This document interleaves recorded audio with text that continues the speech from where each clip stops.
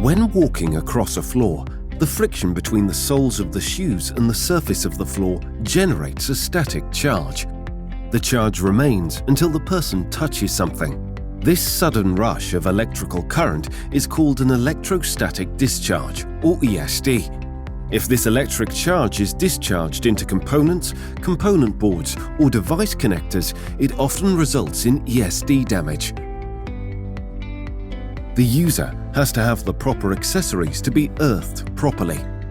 By using an ESD-protected workstation and accessories, such as an ESD jacket, ESD shoes, or an ESD wrist strap, the user can avoid damaging sensitive components.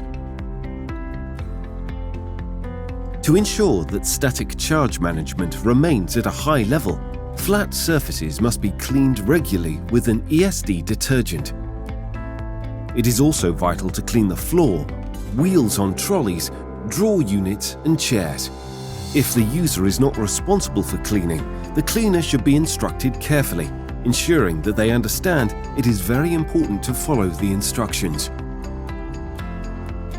To achieve a reliable level of ESD protection, the workstation itself must be measured on site. One of the basic measurements of the ESD workstation and accessories is point-to-point measurement.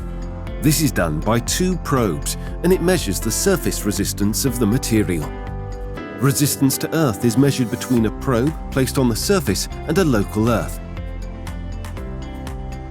Cleaning, as well as regular measurements, can also be described in the ESD control plan. Treston has decades of experience in developing, manufacturing and supplying ESD furniture. All our industrial workstations are available in ESD-compatible versions with an electrically semiconductive coat of paint. We also supply ESD-compatible industrial trolleys, storage systems, chairs, lights and accessories.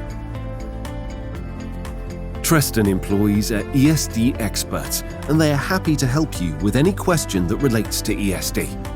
Whether you require ESD protection only occasionally or for a full-scale production line, this ebook provides you with the information you need on how to get started.